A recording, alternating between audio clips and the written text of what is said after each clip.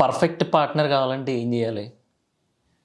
అసలు మన లైఫ్‌లో మనల్ని అర్థం చేసుకొని, మనం ఎలా అయితే కోరుకుంటున్నామో అలాంటి పార్ట్నర్‌ని పట్టుకోవడం ఎలా? పట్టుకోవడం అంటే తప్పుగా అర్థం చేసుకున్నావా? అర్థం చేసుకున్నా పర్లేదు. ఈ రోజుల్లో అదో పెద్ద వేట అయిపోయింది. వేటలో ఏం చేస్తాం? పట్టుకోవాలి కదా! అది కాన్సెప్ట్. నాకు అర్థం కాక అడుగుతాను. అసలు సరైన లైఫ్ పార్ట్నర్‌ని 5 నిమిషాల్లో, 5 నిమిషాల్లో మనం కనిపెట్టేయచ్చు. దానికంటే ముందు నేను కొన్ని నిజాలు మాట్లాడాలనుకుంటున్నాను. పొరపాటున నోట్లోంచి బూతులొచ్చినా, లేదంటే నగ్నంగా మాట్లాడేసినా, ఏమన్నా అనుకునేలా ఉంటే మాత్రం నేనైతే సారీ చెప్పను, నేనైతే సంజాయిషీలు చెప్పను. నేను అపాలజైజ్ అసలే అడగను మిమ్మల్ని. అలా ఇంత ఫ్రాంక్‌నెస్ మాకు నచ్చదు. ఇలా మాట్లాడుతున్నావేంటి అనుకునే వాళ్ళు ఎవరన్నా ఉంటే దయచేసి వెనక్కి వెళ్ళిపోండి. ఎందుకు చెప్తున్నానంటే, ఇద్దరు ప్రపోజ్ చేసుకున్నప్పుడు ఒకళ్ళకొకళ్ళు నచ్చి ప్రపోజ్ చేసుకుంటారు కదా! మరి ప్రపోజ్ చేసుకున్నప్పుడు కొన్ని రోజుల తర్వాత ఆ ఫస్ట్‌లో నచ్చిన ఇష్టం, ఫస్ట్‌లో ఉన్న ప్రేమ, ఫస్ట్‌లో ఉన్న కేరింగు, ఫస్ట్‌లో ఉన్న ఎఫెక్షను ఒక సంవత్సరానికో, 2 సంవత్సరాలకో, 3 సంవత్సరాలకో ఎందుకు ఉండట్లా? మీరిద్దరే ఒకళ్ళనొకళ్ళు చూసుకున్నారు. దాంట్లో ఎవళ్ళో ఒకళ్ళు కొంటి చూపులు చూసుకున్నారో, ఓర చూపులు చూసుకున్నారో పక్కన పెడితే, మీకు మీరే పులిహోరలు కలిపేసుకొని, మీకు మీరే ఓకే చెప్పేసుకొని, కింద మీద పడి సహజీవనాలు చేసేసి అన్నీ అయిపోయిన తర్వాత, ఇంగో నీలో నాకు నచ్చింది ఇదే విషయం. నువ్వు మారవా ఇంకా? ఎప్పుడు బాగుపడతావు అసలు నువ్వు? ఇలా అని ఒక సైడ్ నుంచి. నువ్వు నన్ను అనుమానిస్తున్నావు కదా! ఫస్ట్‌లో నేను ఏం చేసినా నచ్చేది నీకు. ఇప్పుడు ఏం చేసినా సరే ఏదో అనుమానంగా చూస్తున్నావు, రకరకాల క్వెషన్‌లు వేస్తున్నావు. అంటే ఏంటి? అంత చీప్‌గా కనిపిస్తున్నానా? అని ఇంకో సైడ్ నుంచి. ఈ పొయ్యాకాలమైన క్వెషన్‌లు ఎందుకు వస్తున్నాయి? దానికి మీరే సమాధానం చెప్పాలి. ఒక వ్యక్తిని చూసినప్పుడు ఆ వ్యక్తి ఎలా ఉన్నాడో అనే దాన్ని బట్టే మన ఇష్టం పెరుగుతుంది స్టార్టింగ్‌లో. ఒక వ్యక్తి అసలు మనల్ని పోషించగలడా లేదా? అసలు మనల్ని ప్రొటెక్ట్ చేయగలడా లేడా? అసలు జీవితాంతం వీడు కలిసి ఉంటాడా లేదా అనేది ఫస్ట్‌లోనే మనకు తెలిసిపోద్ది ఆటోమేటిక్‌గా. ఇయన్నీ తెలుసుకుని మనకి తెలియకపోయినా ఒక నాలెడ్జ్‌కి వచ్చిన తర్వాతే అవతలోడికి మనసివ్వడం, చెయ్యివ్వడం, నడుమివ్వడం అన్నీ జరుగుతాయి. మరి ఇంత ప్రాసెస్ జరిగిన తర్వాత ఒక 4, 5 సంవత్సరాలకి ఎందుకు విడిపోతున్నారు? ఇప్పుడు చెప్తా బల్ల గుద్ది నిజాలన్నీ. నగ్నంగా, బట్టలు లేకుండా. అర్థమైందా? ఎప్పుడైనా ఇద్దరు రిలేషన్‌లో ఉన్నోళ్ళు గానీ, ఇద్దరు లవ్‌లో ఉన్నోళ్ళు గానీ, లేదంటే ఇద్దరు కొత్తగా పెళ్లి చేసుకున్నోళ్ళా, లేదంటే పెళ్లి చేసుకుని 2, 3 సంవత్సరాలు అయినోళ్ళు కూర్చుని అసలు మనం ఎంత సంపాదిస్తున్నాం? ఒక ఇద్దరం కలిపి ఒక 30,000 40,000 సంపాదిస్తున్నాం అనుకో.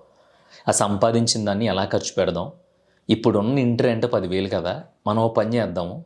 ఇంకొంచెం వెనక్కి వెళ్ళిపోయి కొంచెం చిన్న ఇల్లు తీసుకుందాము. సో, ఇంకో 4,000 సేవ్ అయితే నెల నెల ఆ గుండు తాత ఉన్నాడు కదా! డబ్బులు ఎవరికి ఊరికే రావు అంటాడు. ఆడేదో స్కీమ్ పెట్టాడంట. 11 నెలలు మనం కడితే 12వ నెల ఆడు కడతాడంట. సో, దాంట్లో మనం నెల నెల ఈ సేవ్ చేసిన 5,000 కట్టుకుందాము. ఒక సంవత్సరానికి 12 గ్రాములు బంగారం వస్తది. సో, అది మనకి సేవింగ్స్ కింద మన పిల్లలకి పనిచేస్తది అని ఎప్పుడైనా ఈ రోజుల్లో, ఈ జనరేషన్‌లో మొగుడు, పెళ్ళాలు కూర్చొని మాట్లాడుకున్నారా? లేదు. పోనీ పెళ్ళాం జాబ్ చేయట్లా. మొగుడు ఒకడే జాబ్ చేస్తున్నాడు. అలా జాబ్ చేసే మొగుడు సంపాదించేది హార్డ్లీ 25,000-30,000 వరకు ఉండదు మన మిడిల్ క్లాస్ కొంపల్లో. అలాంటి మొగుడు పక్కన కూర్చుని మీకు 30,000 వస్తుంది. సో, 30,000లో మీరు ఎంత ఖర్చు పెడుతున్నారు? సరే మీ పర్సనల్ ఖర్చులు, మీ పెట్రోల్ 5,000 తీసేయండి. ఇంకో 25,000ని మనం ఎలా చేద్దాము? ఈ మంత్ మనం 2, 3 సార్లు బయటికి ఎక్కువ వెళ్ళలేము. సో, ఇలా వెళ్తే మన డబ్బులు ఖర్చు అయిపోతాయి. మనం వెళ్ళొద్దు. మీకేమన్నా కావాలితే నేను ఇంట్లోనే చేసి పెడతా. మీకు చికెన్ బిర్యానీ కావాలా? లేదంటే మీరు సరదాగా ఎప్పుడైనా బీరేసినప్పుడు లేదంటే ఏమన్నా స్టఫ్ కావాలా అయన్నీ నేనే చేసి పెడతాను. మనం ఇంట్లో చేసుకుందాం అని చెప్పి పెళ్ళాం. లేదే లాస్ట్ టైం నేను అనవసరంగా ఒక 5,000 పార్టీలు అయ్యని తగిలేసాను. ఈ మంత్ నేను కొంచెం సేవ్ చేస్తాను. మన ఇద్దరం కలిపి పలానా చోట ఏదో మా ఊళ్ళో ఒక 2,00,000 పెడితే ఒక చిన్న సైట్ ఉందంట. అది కొనుక్కుందాము. సో, ఈ 6,000 మనం చిట్టి ఏద్దాం అని బాధ్యతగా ఏ మొగుడన్నా అన్నాడా? ఇలాంటి డిస్కషన్స్ లేవు మన దగ్గర. ఎంతసేపు ఊరి మీద అడుక్కున్నాం కాదు. ఏదో ఒక రెస్టారెంట్‌కి వెళ్ళాం కాదు. ఆ రెస్టారెంట్‌లో ఫుడ్ వచ్చిన వెంటనే దాన్నో స్నాప్ తీసేసి ఇన్‌స్టాగ్రామ్‌లో పెట్టేసి we are eating chicken 65 and yeah! Hyderabad biryani, noodles also, and it's very spicy ఇలాంటి ఇలాంటి సోదంతా చెప్పుకుంటా 500 మన రోజు సంపాదన, ఆల్మోస్ట్ 30,000 అంటే రోజుకి 1,000 రూపాయల సంపాదన ఒక మగోడిది. నెల జీతం 30,000 కదా. ఒక్క రోజు రెస్టారెంట్కి వెళ్తే ఆల్మోస్ట్ 500 నుంచి 1,000 రూపాయలు అయిపోతాయి. రెస్టారెంట్తో ఆగడం, అక్కడ ఇక్కడ తిరిగి తింటాం, 500 నుంచి 1,000 రూపాయలు అయిపోతాయి. అలా నెలలో నువ్వు 4-5 సార్లు బయటికి తిప్పమని ఇంట్లో ఆడది సాధించేస్తూ ఉంటే ఆ మొగుడి పరిస్థితి ఏంటి?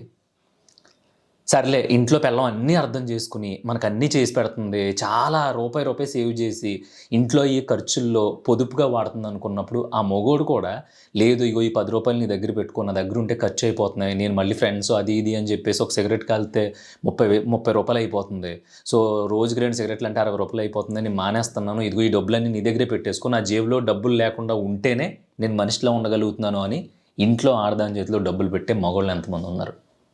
ఇంత డీప్గా ఎందుకు చెప్తున్నానంటే, ఒక రిలేషన్ అనేది ఫ్యూచర్ని బిల్డ్ చేయడం మీద ఉంటుంది. అంటే భవిష్యత్తులో మనం ఎలా ఉండాలనుకుంటున్నామో, మనం ఎలా ఉండాలి, మన ఫ్యామిలీ ఎలా ఉండాలి, నువ్వు నేను ఎలా ఉండాలి అనేది ఆలోచిస్తూనే ఉంటుంది. ఏంటి బొక్క, నీ గొప్ప ఏంటి, నువ్వు సంపాదిస్తున్నావు నేను సంపాదిస్తున్నాను, నీ మీద 10,000 తక్కువ అంతే, నాకు ఆడపిల్లైనంత మాత్రాన నీ ఇష్టం వచ్చినట్టు మాడితే నీ ఊరుకుంటా అనుకుంటున్నావా? తీసుకెళ్ళాలంతే. చేతగానుడు పెళ్ళెందుకు చేసుకున్నావు, పోషించలేనుడు పెళ్ళెందుకు చేసుకున్నావు అంటే బుద్ధి లేక. ఏదో ఒక పాపం తెలీదు. అంటే పెళ్ళం వస్తే ఆ పాత కృష్ణ గారి సినిమాలో లాగా, లేదంటే నాగేశ్వరరావు గారి సినిమాలో లాగా ఇల్లాలే దీపం అన్నట్టు రూపాయి ఉంటే దాంట్లో పావలయ్య ఖర్చు పెట్టి 75 పైసలు సేవ్ చేసేద్దాం, ఇద్దరం కలిపి పచ్చడి మెతుకులు కలుపుకుని తిందాము, ఇలాంటి కాన్సెప్ట్లు పెళ్లి చేసుకుని ఉంటాడు. అందుకనే ఒక గ్రోత్ పాయింట్ ఆఫ్ వ్యూలో ఇద్దరు కూర్చొని డిస్కస్ చేసుకునే వాళ్ళు ఈ రోజులో ఎవ్వరు లేడు. ఎక్కడన్నా తిరిగాం కాదు, ఎక్కడన్నా ఫోటోలు తీసుకున్నాం కాదు, ఎక్కడన్నా ఊరేగాం కాదు, లేదంటే చుట్టాలకి వాళ్ళకి వీళ్ళకి అసలు మనం తక్కువైపోకూడదని చెప్పేసి లేనిపోని తొక్కలో ఈఎంఐలు పెట్టేసుకుని ఇంట్లో అయ్యి కొనేసుకున్నాం కాదు. పెళ్ళైన వాళ్ళకి ఇదే గొడవ. ఇంకా లవర్స్ ఉన్నారంటే ఎప్పుడు థియేటర్లో కార్నర్ సీట్కి వెళ్ళిపోదాం, ఎప్పుడు మూతి నాగేసుకుందాం, ఎప్పుడు అక్కడ పట్టేసుకుని పిసికేసుకుందాం, ఇదే గొడవ తప్ప అసలు మనం ప్రేమించుకుంటున్నాం. అసలు ఇప్పుడు నేను సెటిల్ అయ్యానా లేదా, అసలు మా కొంపలో నా పరిస్థితి ఏంటి, నేను మగపిల్లోడిని, నన్ను నానా సంకలం నాకి పెంచారు, ఇప్పుడు నేను ప్రేమ ఇది అంటే నేను ఇవన్నీ హ్యాండిల్ చేయగలనా లేదా అనేది వీడికి తెలియదు. పోనీ కలిసి ఉన్న రోజులు ఏమన్నా వీళ్ళు ఒకళ్ళ గ్రోత్ కోసం ఒకళ్ళు, అంటే ఇగో ఈ 10,000 దాచుకో, నెక్స్ట్ నువ్వు కోర్స్ చేస్తున్నావు కదా దానికి ఉపయోగపడతాయని ఒకరికొకరు సలహాలు ఇచ్చుకున్నారా? మీ నాన్న పరిస్థితి బాగాలేదు కదా, నువ్వు ఎప్పుడు పడితే అప్పుడు ఇలా బయటకు వచ్చేస్తే ఎలా కుదురుతుంది, నువ్వు ఇంటి దగ్గరే ఉండు, నీకు ఏమన్నా కావాలితే మనం కలిసినప్పుడు మాట్లాడుకుందాం అని చెప్పి అబ్బాయి ఎవడన్నా ఉన్నాడు? అలాగా ఎవ్వరు లేడు. ఇక్కడంతా శారీరక ఆనందం కోసం ఉండే ప్రేమలే 98.99% ఉన్నాయి తప్ప ఆ ప్రేమ నుంచి ఒక బై ప్రోడక్ట్ వస్తే, అంటే by product in the sense మనం ప్రేమించుకున్న తర్వాత మనం ఒక ఇల్లు తీసుకోవాల్సి వస్తుంది, దాంట్లో కాపురం స్టార్ట్ చేయాలి, తర్వాత పిల్లలు పుడతారు, తర్వాత వాళ్ళ పరిస్థితి ఏంటి, దీని గురించి ఎవడో ఆలోచించట్లా. ఎప్పుడు చూడు రూమ్కి వెళ్ళిపోయామా లేదా, గిఫ్ట్లు ఇచ్చేసుకున్నాం లేదా, మెసేజ్లు పెట్టేసాం, స్నాప్స్ పెట్టేసాం, ఫోటోలు పెట్టేసాం, ట్యాగ్ చేసేసుకున్నాం, ముడ్డి రాసేసుకున్నాం, ఇదే గొడవ. ఇది ప్రేమ అని అంటే తప్పు. నీకు సెక్స్ కావాలని ఉంటే నువ్వు ఒక అమ్మాయి వెంటపడి ఆ అమ్మాయి నాకు కావాలి అనుకున్నప్పుడు నీకు దమ్ము ఉంటే నువ్వు డైరెక్ట్ అడి, అంతేగాని ప్రేమ దోమ తొక్కలో పేర్లు చెప్పి 2-3 సంవత్సరాలు తిరిగేసి ఆ 2-3 సంవత్సరాల్లో నువ్వు పని చెడదొబ్బుకుని ఆ అమ్మాయిని చెడగొట్టేసి మొత్తం ఇద్దరు కలిపి గుండు సున్నా అయిపోయి తర్వాత విరక్తి పుట్టిన స్టేటస్లో, విరక్తి పుట్టిన కొటేషన్స్, అసలు ప్రపంచంలో అందరూ మోసగాళ్ళు అన్న కైండ్ ఆఫ్లో అమ్మాయి చూడడం, ప్రపంచంలో అసలు అర్థం చేసుకునే అమ్మాయి లేదని ఈడు చెప్పడం, ఇలాగ జీవితాలను నాశనం చేసేసుకోవడం తప్ప పర్ఫెక్ట్ పార్ట్నర్ దొరకట్లా. మరి పర్ఫెక్ట్ పార్ట్నర్ ఎలా ఉండాలి? నువ్వు చెప్పావు కదా 5 నిమిషాల్లో పర్ఫెక్ట్ పార్ట్నర్ పట్టేసుకోవచ్చని.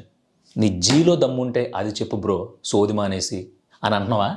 సరే, ఇప్పుడు ఆ పాయింట్కే వస్తున్నా. ఒక పర్ఫెక్ట్ పార్ట్నర్ అంటే మన కోసం బ్రతకడం కాదు, ఇద్దరం బ్రతకడం కోసం ఆలోచించాలి. డబ్బుల విషయంలో కావచ్చు, మనిషి అవతలోడు ఎంత కష్టపడుతున్నాడు అనే పాయింట్లో కావచ్చు, అసలు ఆడు ఎందుకు కష్టపడుతున్నాడు అనే పాయింట్ ఆఫ్ వ్యూ కావచ్చు, ఇద్దరూ కలిపి ఒకే పాయింట్తో ఆలోచిస్తేనే అది పర్ఫెక్ట్ పార్ట్నర్షిప్ అవుతుంది, లేదంటే అవ్వదు. ఇద్దరు కలిపి జీవితం మొదలు పెడదాం అనుకున్న తర్వాత అరే ఆడు అంత కష్టపడుతున్నాడు, సరే ఇప్పుడు నాకు ఇన్ని ఆశలు ఉన్నాయి, ఎక్కడికో ట్రిప్కి వెళ్ళాలని ఉంది, లేదంటే ఎక్కడికో ఏదో వెళ్ళి గోల్డ్ కొనుక్కోవాలని ఉంది, లేదంటే ఎక్కడికో వెళ్ళి బట్టలు కొనుక్కోవాలని ఉంది, నేను ఇష్టపడి పెళ్లి చేసుకున్నాను అండి, ఇప్పుడు నేను అడిగితే ఎక్కడో చోట అప్పు సప్పు చేసి తెచ్చేసి నా ఆనందాలు తీర్చేస్తాడు, సో ఇలా కాదు, నేను అడగకుండా అసలు నాకు వద్దు ఇవన్నీ మనకి ఎందుకు, ఇప్పుడు ఇప్పుడు నీకు ఇప్పుడు నేను అందంగా కనిపించాలా చెప్పు, అందంగా లేనప్పుడు అని చెప్పి తల మీద టప్మన ఒకటి కొట్టి కూర్చో మూసుకుని ఈ డబ్బులు పక్కన పెట్టు, మనం రేపొద్దున మంచి ఇల్లు కొనుక్కుందాం అని చెప్పి అమ్మాయి ఉండాలి పక్కన. అర్థమవుతుందా? నేను అటు ఇటు తిరిగితే ఒక 200 అయిపోతున్నాయి, ఇదంతా కాదే, మనం ఈ 200 నెల దాసామంటే ఒక 6-7 వేలు అవుతుంది, ఈ 6-7 వేలు పెట్టి మనం ఒక చోట ఏమన్నా కొనుక్కుంటే రేపొద్దున్న రోజు నా జాబ్ అన్నా లేదంటే ఏమన్నా రిస్క్ అయినా కూడా అది అమ్ముకునైనా సరే ఒక 2-3 సంవత్సరాలు ధీమాగా బ్రతకొచ్చు, నన్ను నమ్ముకున్నావు కదా నువ్వు, సో నేను ఇంకా ఈ బయట ఏవైతే ఉన్నాయో వ్యసనాలు చిన్న చిన్న అలవాట్లు ఉన్నాయో అన్నీ మానేస్తాను అని చెప్పేటట్టు ఉండాలి.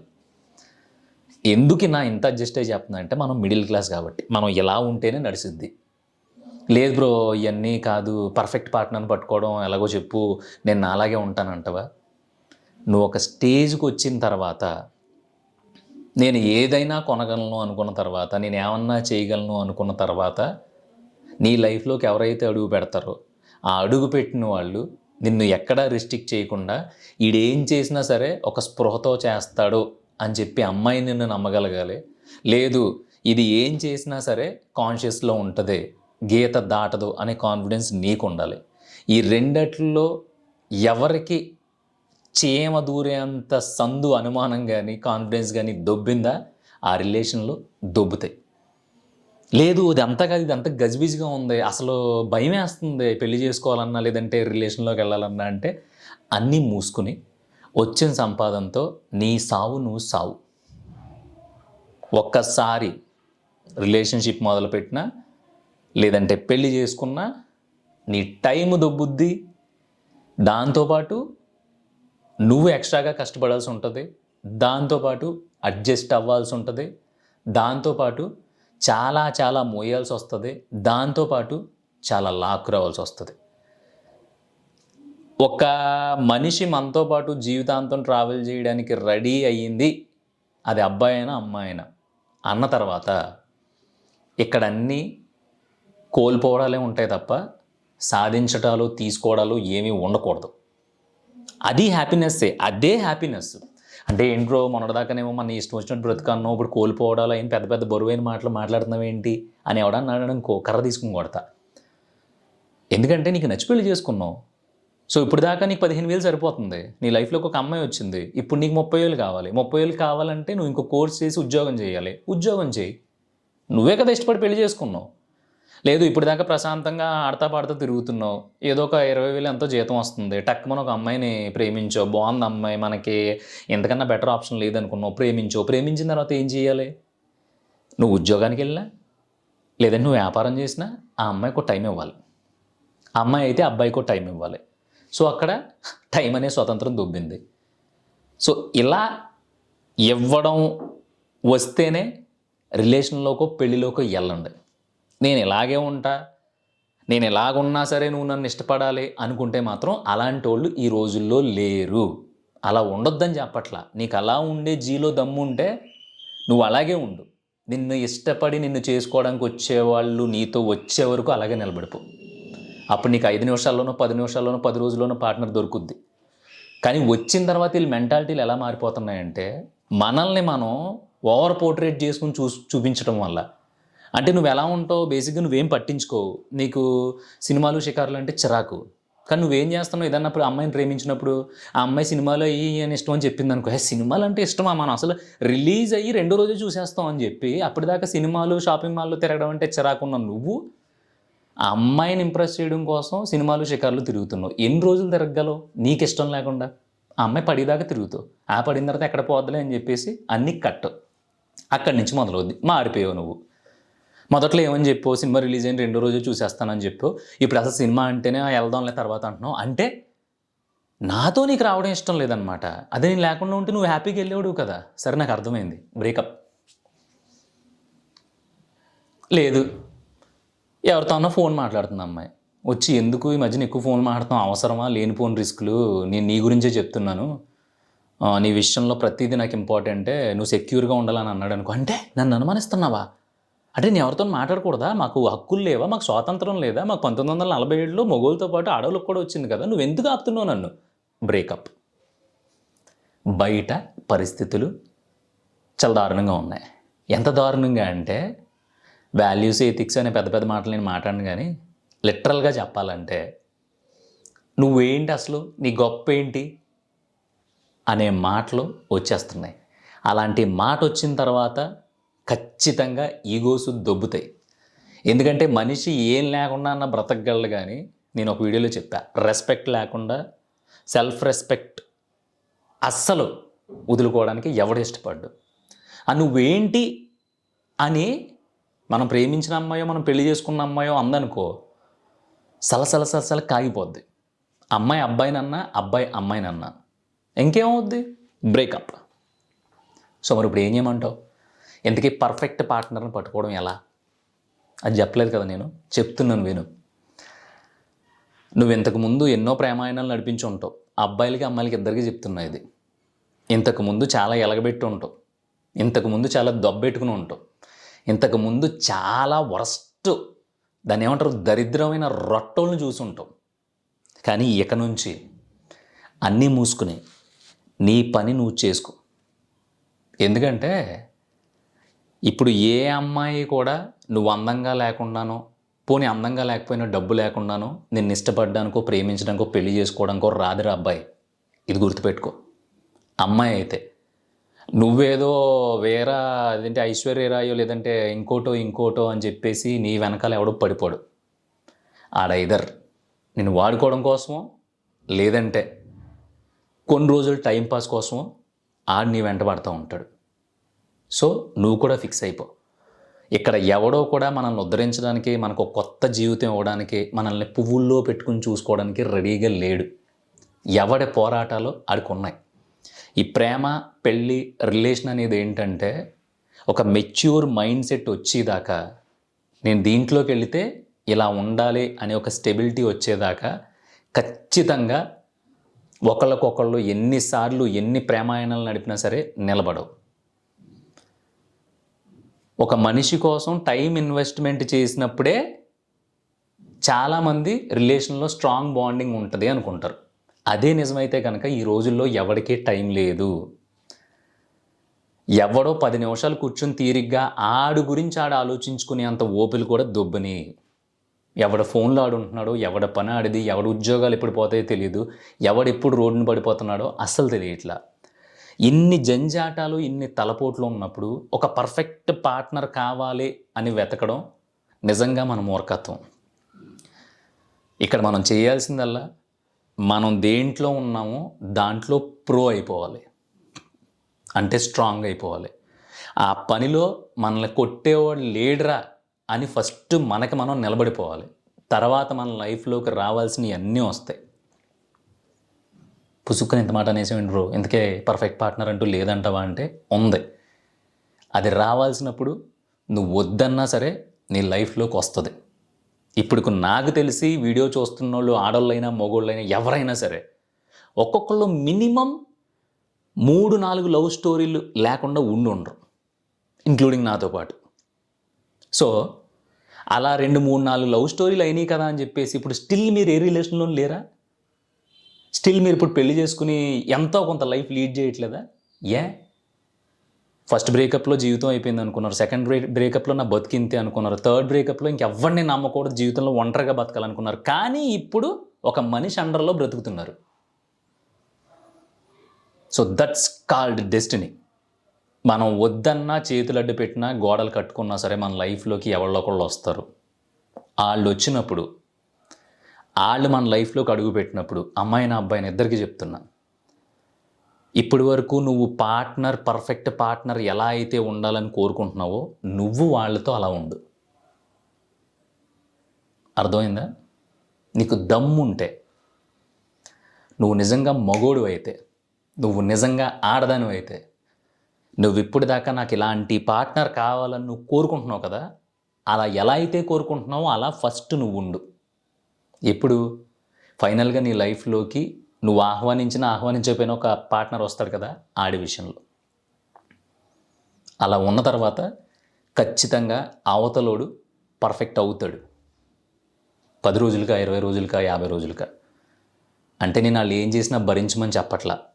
ఇంకా వాళ్ళు ఏం చేసినా సరే నీ ఫైనల్ డెస్టినీ అదే. వదిలేసి వెళ్ళిపోయే దమ్ము నీకుందా? లేదు. వదిలేసి వెళ్ళిపోతే బయట జనం నేను బ్రతకనిస్తారా? బ్రతకనివ్వరు. సో ఇన్ని కాన్ఫ్లిక్ట్లు ఉంటాయి. దీనికి ఒక పర్ఫెక్ట్ ఆన్సర్ నీ దగ్గరే ఉంది. నీ మైండ్లో నా లైఫ్ షేర్ చేసుకునే అమ్మాయి కానీ, నా లైఫ్ షేర్ చేసుకునే అబ్బాయి కానీ ఎలా ఉండాలి అనేది నీ ఊహలకి అంతూ పంతూ ఉండదు. ఒకవేళ నువ్వు అనుకున్నట్టు నిన్ను చాలా అపురూపంగా చూసుకోవాలనుకున్నాడు, రావాలనుకున్నావు అనుకో, ఆడు వచ్చిన తర్వాత నీ మైండ్ మళ్ళీ ఇంకా ఎక్స్పెక్ట్ చేస్తుంది. ఏమని? నా మొగుడు అపురూపంగానే చూసుకుంటున్నాడు కానీ అపురూపంగా చూసుకుంటే రోజు వెళ్తుంది ఏంటి, ఆ పక్కింటోడు బోల్డ్ సంపాదించేస్తున్నాడు, వాళ్ళు కారులో తిరుగుతున్నారు, నేను ఇంత అందంగా ఉన్నాను, యదవం చేసుకున్నాను, వీడు కనీసం ఒక మంచి స్పోర్ట్స్ బైక్ మీద కూడా తిప్పట్లేదని కోరిక మళ్ళీ వేరే వైపుకి వెళ్తుంది. లేదు, నువ్వు నార్మల్ సంపాదించు, నీకు మంచి పెళ్ళం దొరికింది, ఈ అమ్మ అందమైన పెళ్ళం ఉంటే చాలరా బాబు, నాకు ఇంకేం అక్కర్లేదు, నా పని నేను చేసుకుంటాను, ఒక అందమైన పెళ్ళం దొరికిన తర్వాత నువ్వేమంటావు తెలుసా? దీనికి అందంగా ఉందని పొగరు, దీనికి చెప్పిన మాట విందో, చిచ్చి దీని బదులు కనీసం యావరేజ్గా ఉన్న అమ్మాయిని చేసుకున్నా సరిపోతుంది, దానికి ఎంత పొగరు ఉండకపోతుందో అంటావు. ఇలా ఒక పర్ఫెక్ట్ పార్ట్నర్ అనే దానికి ఇది ఒక బెంచ్ మార్క్ అనేది లేదు. అందుకే అంటున్నా, నువ్వు ఎన్ని రకాలుగా పర్ఫెక్ట్ పార్ట్నర్ గురించి ప్లాన్ చేసుకుంటున్నావు, ఆలోచిస్తున్నావు, ఫస్ట్ నువ్వు అలా ఉండు నీ లైఫ్లోకి వచ్చిన వాళ్ళతో.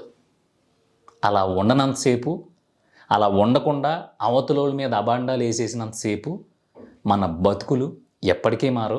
ఒక పర్ఫెక్ట్ పార్ట్నర్గా ఫస్ట్ నువ్వు మారలేనప్పుడు అవతలోళ్ళు పర్ఫెక్ట్గా ఉండాలని నువ్వు కోరుకోవడం ఎంత అన్యాయం. ఫైనల్ పంచ్ ఏంటో తెలుసా? నేనింతే సినిమాలో రవితేజ అంటాడు, నువ్వు నన్ను ఎందుకు లవ్ చేసావు? నేను బాగున్నాను, సో మంచి యాటిట్యూడ్ ఉంది, నేను నీకు పర్ఫెక్ట్ అనిపించి లవ్ చేసావు. నువ్వు లవ్ చేస్తున్నావు అంటే నా దగ్గర క్వాలిటీస్ ఉన్నాయి కాబట్టి లవ్ చేసావు, లేదంటే నువ్వు నన్ను లవ్ చేయవు కదా, వేరే వాడిని ఎవరో లవ్ చేసేదాన్ని. నేను అదే చెప్తున్నా. ప్రేమకి డబ్బు అవసరం లేదు, ప్రేమకి అంటే ప్రేమించడానికి డబ్బు అవసరం లేదో కానీ ప్రేమించిన తర్వాత బ్రతకడానికి మాత్రం డబ్బులు ఖచ్చితంగా అవసరం అని చెప్తాడు. అందుకని పర్ఫెక్ట్ పార్ట్నర్ కోరుకోవడానికి ఫస్ట్ నువ్వు పర్ఫెక్ట్గా ఉండాలి. మరి నువ్వు ఎంతవరకు పర్ఫెక్ట్గా ఉన్నావో నాకైతే తెలీదు. నేను ఆలోచించుకున్నా, పర్ఫెక్ట్గా మారడానికి కూడా ట్రై చేస్తున్నా. నువ్వు ప్రశాంతంగా ఉండాలంటే ఫస్ట్ నువ్వు పర్ఫెక్ట్ అయిపో. బుద్ధివంతుల్లా చేతులు కట్టుకుని పక్క పాపడి దూకుని కాదు, నీలా నువ్వు ఉండి ఏమన్నా చిన్న చిన్న లూప్ హోల్స్ ఉంటాయి, ఆ లూప్ హోల్స్ అన్నీ సెట్ చేసుకో. రావాల్సిన వాళ్ళు వస్తారు, వచ్చిన వాళ్ళని ఏడిపించక చాలు.